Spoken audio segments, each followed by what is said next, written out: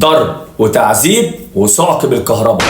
الاخر بيقول انا ما كانش قصدي اموته، انا كنت بربيه. يا راجل هو في حد يربي ملاك شبه ده بالطريقه دي؟ طيب قبل ما اتكلم عن واقعة النهارده اللي حرفيا هتتصدموا لما تسمعوها، تعالوا بس الاول نطرحها مع التسع حالات وفاة اللي ماتوا امبارح في حادث الطريق الاقليمي و11 اصابه اللي هم حرفيا دلوقتي في حاله حرجه بين الحياه والموت. ربنا يرحمهم طبعا ويصبر اهاليهم وربنا يشفي طبعا المصابين. 9 حالات وفاة من ضمنهم بنت كانت ميتة وهي صايمة اسمها منة، كانت خارجة طالبة جامعية خارجة بتكمل الأوراق بتاعتها. من ضمنهم شاب كان خارج رايح شغال في شركة أمن، من ضمنهم راجل أبو عيال عنده 4 عيال، من ضمنهم برضو يعني راجل تاني أبو عيال، من ضمنهم في أطفال، في ناس كبيرة. يعني بجد الموقف صعب. فيعني نتمنى يعني الشفاء العاجل للناس المصابه، من ضمنهم الطفله دي كمان اللي مستشفى الباجور يعني بتطلب استغاثه ان هم يوصلوا لاهلها، لان هم مش عارفين مين اهلها. ممكن يكونوا كان في الحادث برضه، ان البنت كانت في نفس الحادث، بس البنت دلوقتي بحاله كويسه جدا وبيطالبوا ان هم يعرفوا فين اهلها عشان خاطر يوصلوها ليهم، ومحدش يعرف فين اهلها. ممكن يكونوا للاسف الشديد برضه اتوفوا.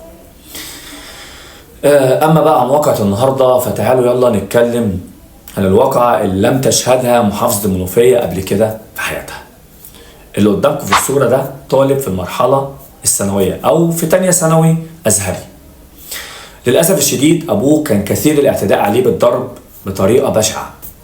مش كده وبس، ده آخر حاجة عملها كمان ما كفوش إن هو ضربه كده، لأ، ده صعقه بالكهرباء لحد ما لفظ أنفاسه الأخيرة ومات. مات وهو بيقول يا بابا.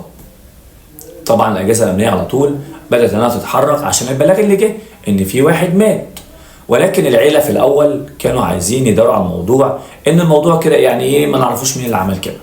ولكن طبعا بعد الكشف عليه واكتشفوا ان في اثار ضرب وتعذيب على الولد، وان كمان في حد يعني صعقه بالكهرباء، لان طبعا الطب الشرعي بيبين كل حاجه، او الكشف عموما بيبين كل حاجه.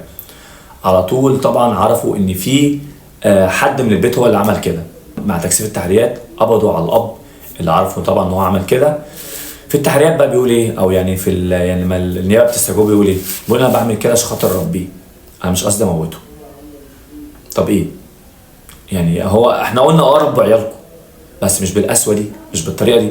وبعدين يا راجل ملاك شبه ده هتلاقيه حافظ للقران، محترم خلوق، بتربي فيه ايه؟ ده الجيل بتاع النهارده جيل ما يعلم به الا ربنا. حسبي الله ونعم الوكيل.